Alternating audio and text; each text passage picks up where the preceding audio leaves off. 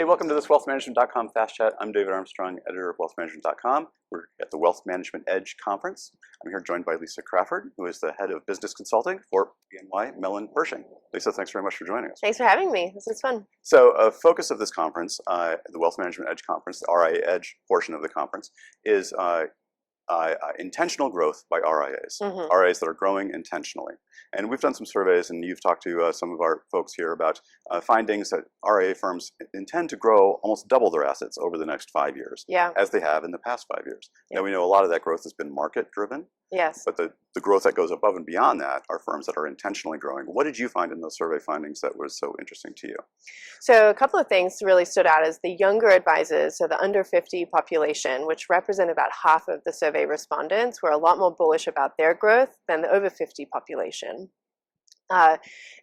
More than 20% difference actually in where they thought their firms were going to be going. And so it's interesting to see how the younger advisors who are coming in are really hungry and really want to double down on themselves and bet on themselves for growing and creating really profitable, well-managed RIA firms. And then the other part was just thinking about how they talk about growth and thinking about different sources of growth from the market, obviously, but hoping that people start to back those numbers out and look actually really critically at what real growth is rather than this kind of fake news of the market growth, right? And making sure that when we're looking at these numbers of growth, that it's actually meaningful, real growth in our firms that's helping us drive other strategic choices in our businesses. And when we say younger advisors, what age are we talking about here? So in the survey, we split it at 50, age 50. So the younger than 50 advisors had a very different response to the older than 50 advisors. And I'm wondering if this is the older than 50 advisors who maybe aren't as bullish about the future of their firms. This is perhaps firms that aren't that good at integrating the younger generation into their practices, right? We know a lot of firms are kind of aging, a lot of advisors getting up to that point of retirement. There's a real war for talent. There is. War to bring younger advisors into the practices. So maybe that has something to do with the difference? Yeah, and perhaps when you're in that level of your career, you've got your business to a level that you want to be at. And this is a great business where you can run a very profitable business at a lot of different size levels, right? And you can still live the life that you want. And so perhaps that's, explains some of it. But we're seeing those firms that haven't done such a good job at bringing up their talent and the succession planning. Those are the firms that are selling right now, right? Because there isn't that internal buyer that has invested and built their career at a firm that they want to stay at. Let's talk a little bit about that, bringing in the second generation and younger generations. We hear all the time about a war for talent. We hear that it's hard to find younger advisors, yet we know all the opportunity that exists. Why are those two things having a hard time connecting? Because people spend 5 years looking for someone with 5 years of experience rather than bringing in talent and training and mentoring and coaching them and preparing them for those larger roles. Yesterday in our CEO panel, we talked about the importance of the internship and how at one of the firms, 10% of their staff today, their staff of 200, are former interns of the firm, right? And so it doesn't just start with finding this, magical person that's got the exact experience you're looking for with the right technology stack and brings along a book of clients with them, right? It's about creating the talent pool and then developing the talent pool. And it's not a quick fix overnight solution. It takes a lot of work and effort to get to that point. And so firms who haven't been doing that for years are finding that to be very difficult right now.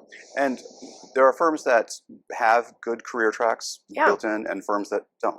And even smaller firms, I think sometimes advisors rely on this, well, I'm just a small firm. I don't need to have any career tracks, it's I don't need to formalize that process. I mean, the sooner the better, honestly. If you start doing that stuff when you're a 6, 8, 10-person firm, when you are a 30-person firm, it's already built into the culture. There's this expectation and understanding of how to succeed in the firm, and so it just makes that much more successful.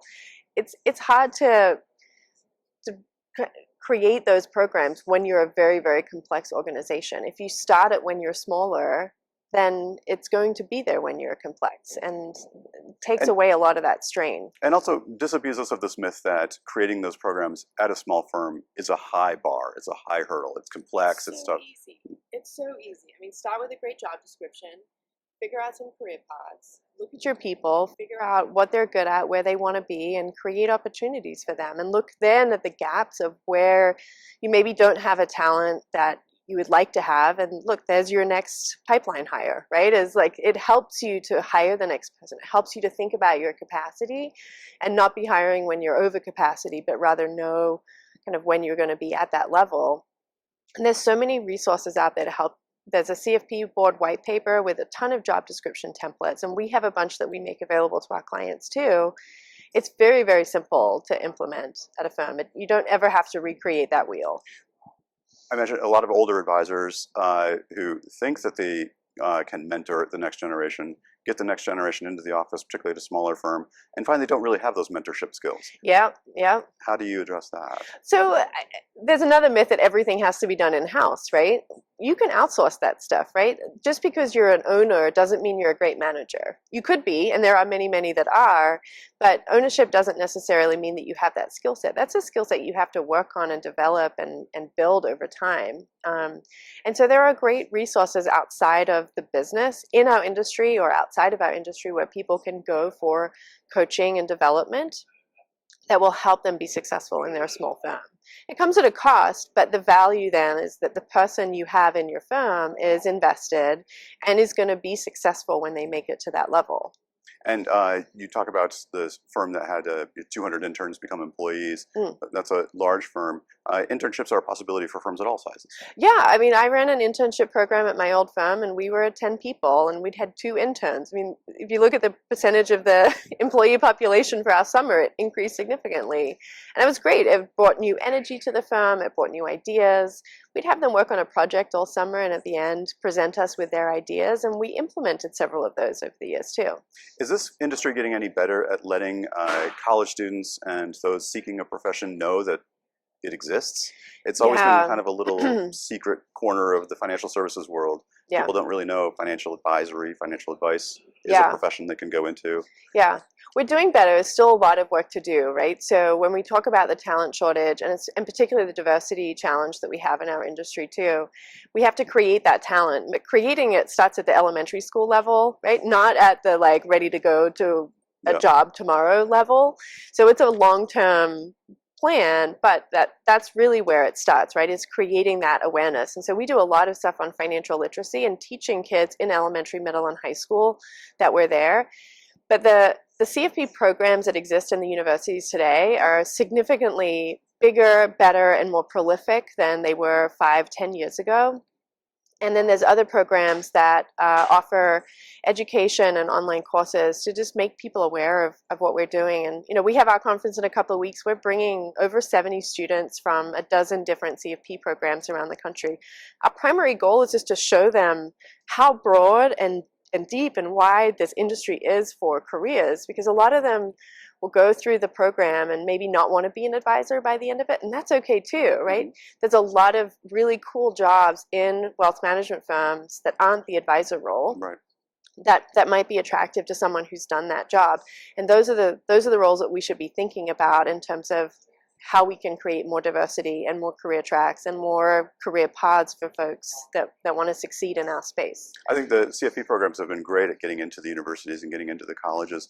I was speaking with a young advisor yesterday, 25-year-old, who found the CFP program at his school, but he found it in like the Department of Human Ecology. Oh, they're in the agriculture department. Oh, they're why is that? Why aren't these programs more located in maybe the business schools or finance schools? Yeah, it really depends on the school. Some of them are, and some of them are stuck in some funky departments. It's a college funding departmental issue, right? But I know the program directors at these schools, and they are out and about on campus every day talking to kids and recruiting them away from accounting and econ, and these kids get to financial planning and they love it, right? And they found their place. So yeah. Well, this has been great. Lisa, thanks very much. I hope the conference is going well for you. Thanks. Yeah, it's been a great conference. Thanks Absolutely. for the chat. Good to meet you. Appreciate it. Yeah. And this has been wealthmanagement.com Fast Chat. Thanks for watching.